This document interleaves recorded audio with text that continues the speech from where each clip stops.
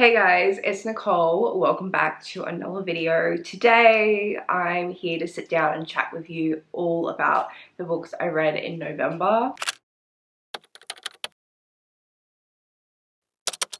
I am so happy to say I had the best reading month in November. So good to say, because I did not have a good reading year at the start of the year, so I'm glad that things are starting or have been looking up towards the end of the year. I have so many favorites to talk to you about today. So let's start off by discussing one of my 5-star reads, and that is Poison Study by Maria V. Snyder. I did start reading this book in a weekly reading vlog that was titled something to do with fantasy romance books. I need to come here and say though that this isn't really fantasy romance. I went into this book expecting it to have much more romance than it did. There was quite a few things at the beginning of this novel, setup wise, that I was like, oh, I can see where this is going, or where the romance was going, and I thought it was going to be a much larger part of the story. It's still an important part of the story, and it was one of my favorite parts of the story, but it's definitely a side romance with a fantasy focused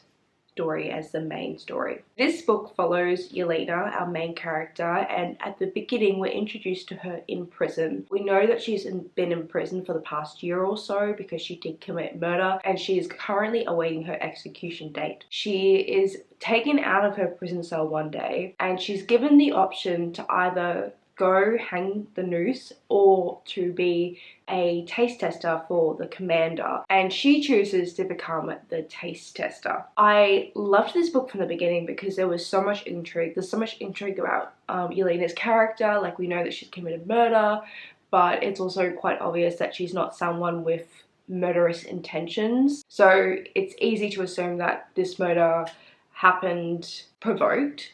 So there's a lot of intrigue around her, but what also really intrigued me from the beginning was the environment, the political environment. The commander is someone who's only been in power for about 15 years in this book, so it's still a new reign, it's still a new change. Basically before him there was like a king and a monarchy that had ruled the kingdom for a long time. Since the commander's taken over, now the kingdom is ruled not by a monarch but a military dictatorship. It's been 15 years, so things have sort of settled down a bit in terms of conflict, but it's still definitely there under the surface. So there was so much going on in terms of political intrigue, in terms of character intrigue, and I really enjoyed Yelena, the main character, and I really enjoyed her story and journey, and I really love this. I love this so much. I've been meaning to read this book, I think, since I was like 13 years old, and I'm glad I read it now. I will say that it is quite mature for a YA, and I would even argue that if this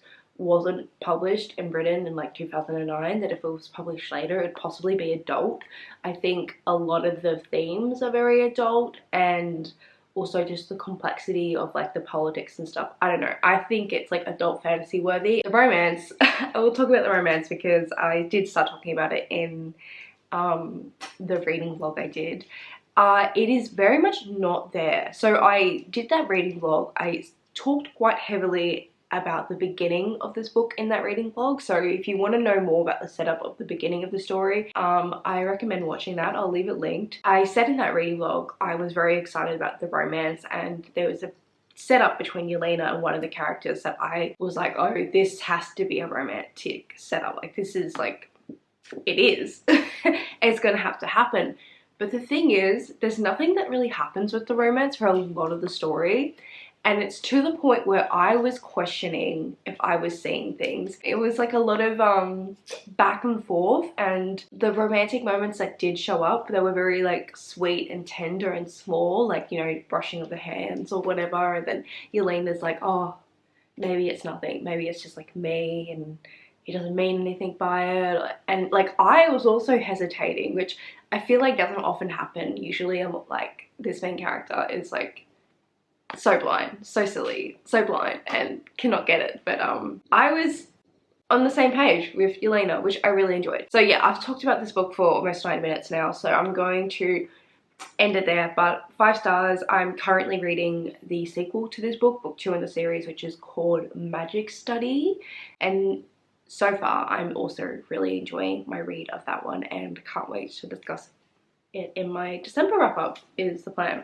The next book I want to chat to you about is Stellalune by Shannon Messenger. This is book 9 in the Keeper of the Lost Cities series. So I can't tell you plot what's happening in this book. I've been reading this series for about 2 years. This book, Stellalune, only just came out in November. It's the latest release in the series, and this series is a comfort read for me. I love the characters, I love the world, I find it so easy to get through. I listen to the audiobooks, that's how I consumed most of the books in this series. Because I have that initial enjoyment, I feel like critiquing wise, I'm not the greatest when it comes to this series. Unfortunately with this one, I will say, this wasn't a favourite. This was not my least favourite. I think my least favourite has always been book 2 in the series. With this book, there was a couple of reasons I didn't like it as much. I think it just took way too long to get to the point, and there was so much of nothing happening, which you could argue happens for most of the books in this series, because every book in this series is like 800 pages long, and they don't need to be 800 pages long. However, there's a lot of books in the series where I have so much fun reading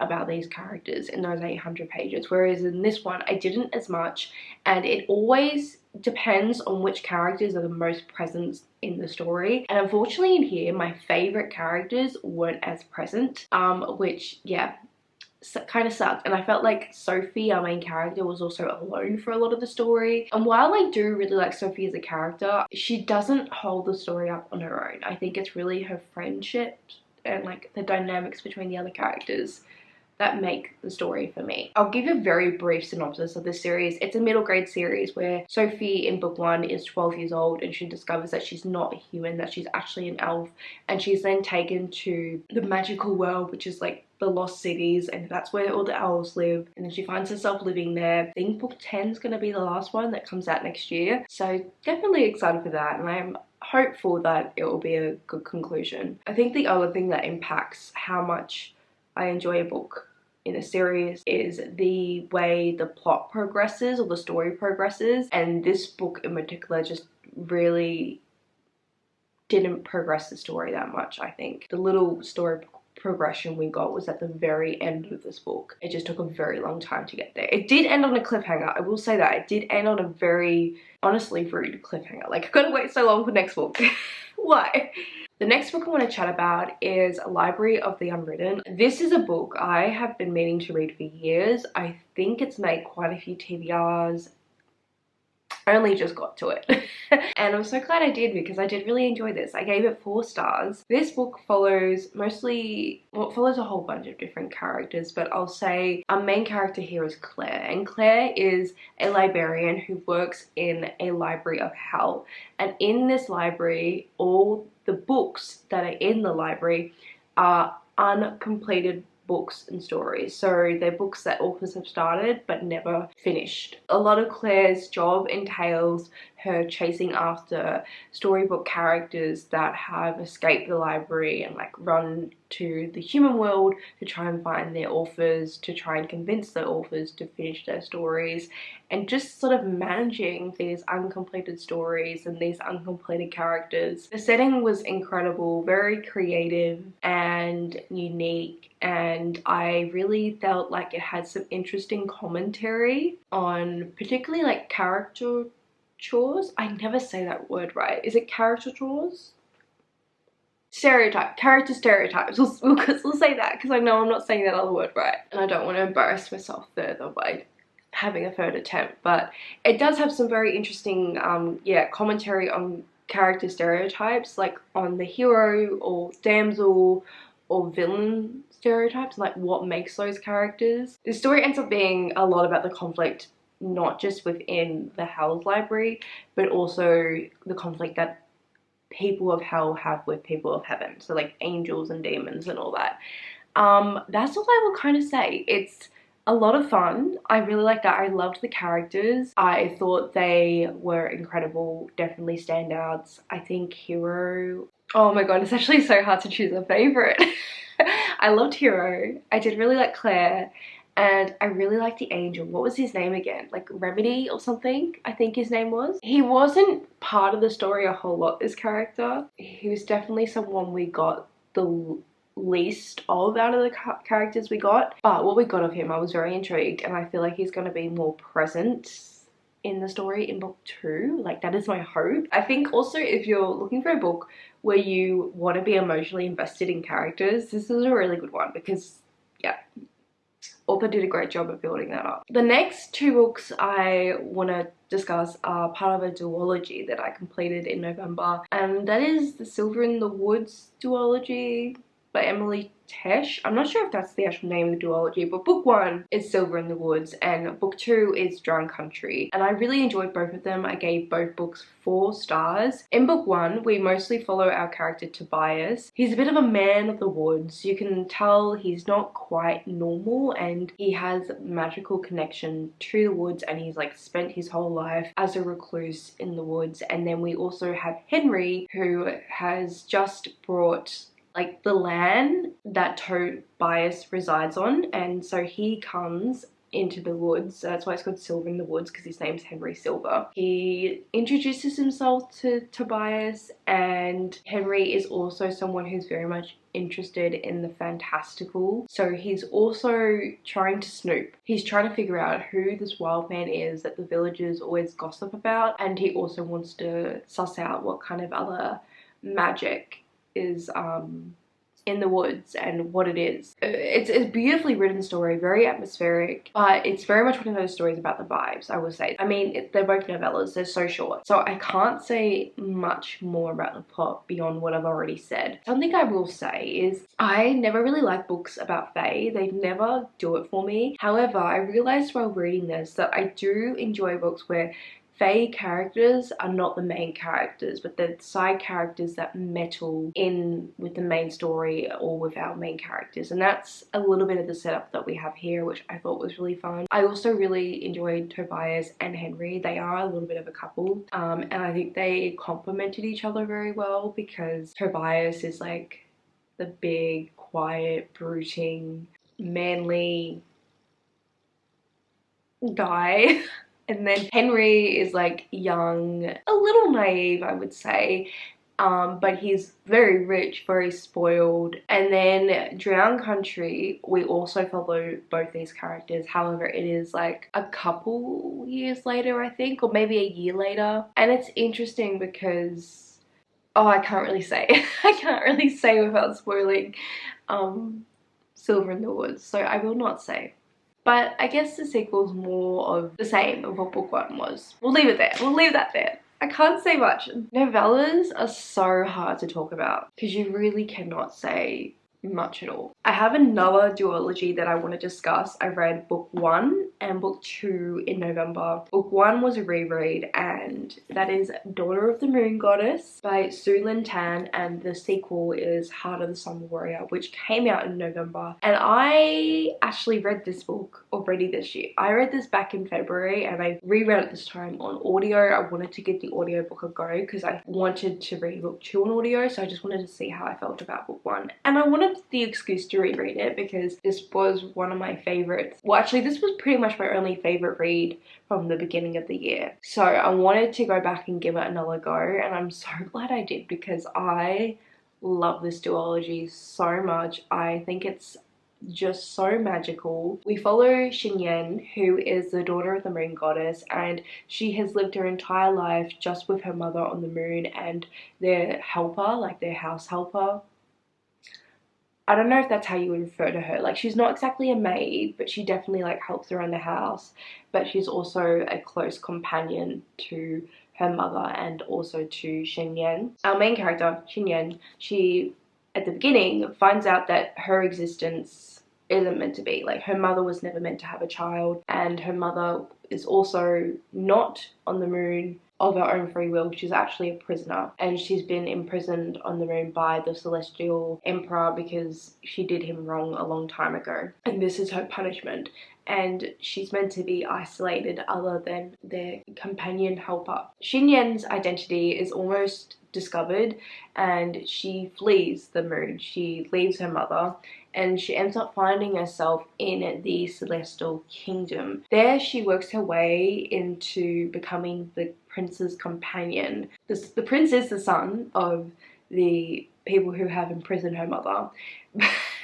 But yeah, Xinyan ends up growing up alongside him, and training alongside him as the companion. So that means she gets to go with him to all his tutors and learn with him, and she gets to go train alongside him, and then she's doing all this in order to better herself and then hopefully one day find out a way to free her mother from her imprisonment. Like, that's her goal. This is a story that goes over many years. There's a lot of different quests, but I loved it. Like, so much happened from the beginning. This story was just go, go, go, go, and it was so well paced. I loved Xinyan as a character. I loved the relationships she forms, like particularly her like relationship with the prince, and then there's also a guard character. Their romance it is torture, but like the fun kind of torture to read about. It's very yearning, very angsty. Yeah, a lot of tension, a lot of fun. I love this so much. I love Xinyan's like devotion to her mother and how much family means to her. I just also loved the world. Like, in here they travel on clouds. Like, they get on clouds and that's how they travel from place to place. The magic was very light and just sort of aided the story in little ways, but whenever it did came in, it just made it so much more magical, and I just really enjoyed it. I really need to watch more C-dramas. I have watched some, but most of what I've watched is like modern day office romance dramas. I haven't watched any like wuxia or like fantastical C-dramas, but I really need to like jump on board with that, because one of my favorite aspects of this was like the celestial world. But definitely pick this up if you haven't already. This is an all-time favorite. It's amazing, it's incredible, and it's a debut, which is wild to me because it's so good for a debut, and I cannot wait to see what Su Lin Tan writes next. I believe she will be writing companion sequels to this duology, like I think just books that follow other characters in this world, so we won't follow necessarily these characters. There's not very much out about those books yet, or the sequel yet, but I'm going to be getting it on release day, reading it on release day. Anything she writes, I'm getting my hands on. Loved this so much. Yeah. I think I've said enough. My last 5-star read of November was very unexpected, and that was Record of a Spaceborne Few by Becky Chambers. This book is book 3 in the Wayfarers series. I read book 1 and book 2 last 2 years ago. I have enjoyed this series, but I've never loved it. Whenever someone talks about Becky Chambers, they discuss her books with so much love and admiration, and I've never had that. Like, they talk about her like she's a favorite author, and I've never really felt that. Like, I really like what she does and I really appreciate what she does, particularly like representation, and I think it's a really nice different way to read sci-fi, because it's not intense science or complicated science, and it's not intense like space battles. It's like more just like living in space and these characters. Like, that's more the vibe, I guess. I gave book 1, I think from memory, around 4 stars, and I gave book 2 3 stars. So I've liked them, but I've never loved them. I picked up the audiobook of Record of a Spaceborne Few, and to be honest, I didn't have much hope. I didn't really think I was going to love it, and it was 5 stars. Like, oh my god. But also at the beginning of this book, I wasn't really interested in the story. I really struggled to get into it. So because each of these books in this series is a companion series, the only connection I could draw from Record of the Spaceborne Few to the previous books is one of the main characters in Record of a Spaceborne Few is a sister of a character from book 1. There could be more connections that I missed. So we follow the sister character, but then we also follow a whole bunch of other characters. And something I didn't like about this book in the beginning was it felt like a short story collection. It was very disjointed. The only connection between these characters is that they were all living on this one massive fleet. So it's basically like this huge spaceship, which is like a country, and all these people live there. And this story just follows all these people from different ages. So we have like a young teenager, a young family, we have an elderly woman, we have someone who's just moved to the fleet and is hoping to make it his home. We follow all these different characters and just their life on the fleet, essentially.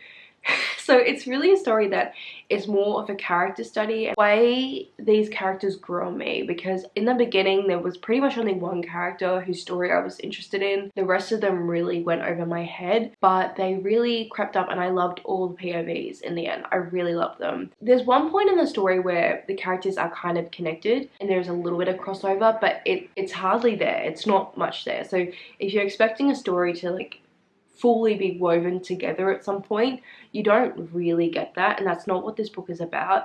But I think why this book meant so much to me and why it stood out is because the main theme of this book is home, and like what home means to an individual, what makes a home, the importance of feeling safe in a home. And we see like all these different definitions of home explored through all these different characters. So our young teenage boy character, who I think was called Kip, he feels very trapped. He's never known life outside his fleet. He thinks there's a big wide world out there. He wants to go explore it, but he can't yet because he's not old enough. So he doesn't appreciate his home. And then we have like an elderly lady who's lived there her whole life and she loves it. This is her home, this is her place, she values it so highly. And then we have a young man who's just moving into the fleet and trying to make it his home, and he doesn't understand like the culture and the expectations of everyone in the fleet because they do have their own social dynamics that he is completely unfamiliar with and is trying to navigate in order to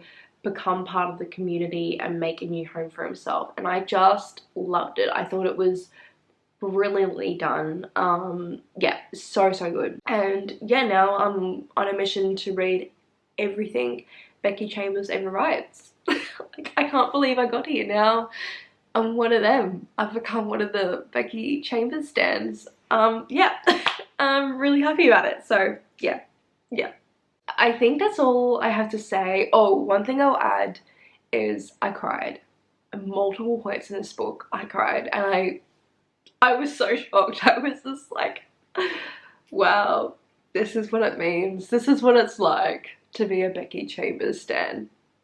I get it now. I get it. The last two books I have to talk about were both in a vlog. The first of which is The Song of the Marked, which was a very pleasant surprise. I picked this book up on a whim. You can get it for free if you're interested. You just have to have the Kindle app and be an Amazon Prime member. And yeah, you can download this book for free and read it. That's what I did. I was very much in the mood for a fantasy romance, and this was a book I came across and thought I would give a go, and I'm so glad I did. In terms of the fantasy setting, it's really not that unique. I feel like I've read quite a few books recently with pretty much the same setting. The main character is named Cassia. She has very pale blonde hair and, or I think it's described as silver hair and silver eyes, and that is because she is what's known as Fade Mark. And in this world, people who are Fade Mark have had this sickness, and most people die. So she's quite rare. She survived, and her mentor that's raised her also survived, and nothing's really known about the sickness, but an important fact is that a lot of people who do get this sickness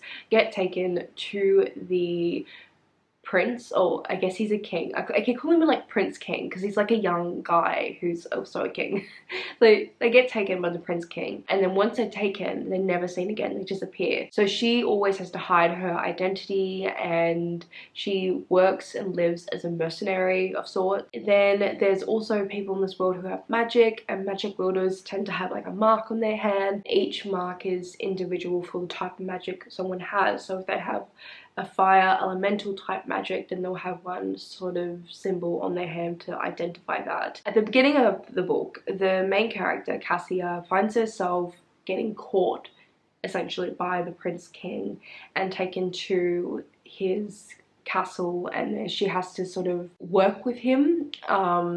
He claims that he wants to work with her in order to find a cure for the sickness, and she agrees hesitantly. One thing I said in my vlog, and something I still stand by, is Cassie is a very trusting character when I don't think she should be, like especially in her circumstances, in her line of work.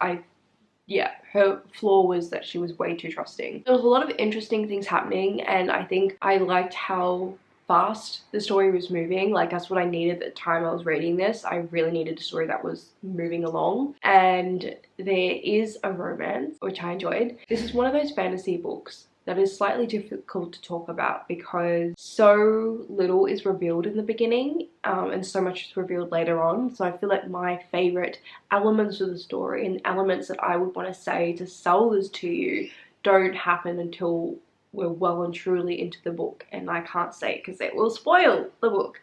I will say, if you do like books about meddling gods, or like gods in general and gods being connected to magic systems, this is a good book. This is one of those, which you do know from the beginning. Like, you don't know how, like, but it is talked about, so I don't consider that a spoiler. I just think this was a really fun book, and I had like zero expectations going into it, so it was also quite a pleasant surprise. And I am currently listening to the audiobook of book 2, and I'm happy to say that I'm also enjoying book 2. I'm really having a great like time towards this end of the year with reading and my fantasy books. I've really found my groove and I'm so happy. But I did end up giving this book like a 3.75, not quite a 4, like almost, just not quite. I don't really know what held it back though.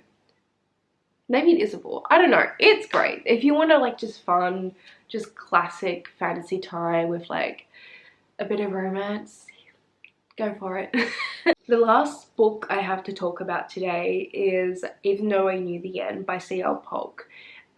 This book is another novella. We follow this young woman who is a detective, like photographer, investigator. So she goes around and she takes photos of crime scenes, but they're crime scenes that are magical related. So like there might be a crime committed by like a vampire, and she takes photos and then she gives them to her boss, essentially. At the beginning of the book, there's a new like series of magical related crimes or murders that are occurring, and that's what she's investigating, and that's what we sort of follow. This is set in, I think it's the 1950s, but like an alternate 1950s. That's like an urban fantasy version of our world, and it's set in Chicago. It's also sapphic, so we follow her and her relationship with her partner. And what else can I say about this? There are like deals with the devil. I can't really say anything else, but I really liked it. I really liked the setting and I thought the characters were interesting, but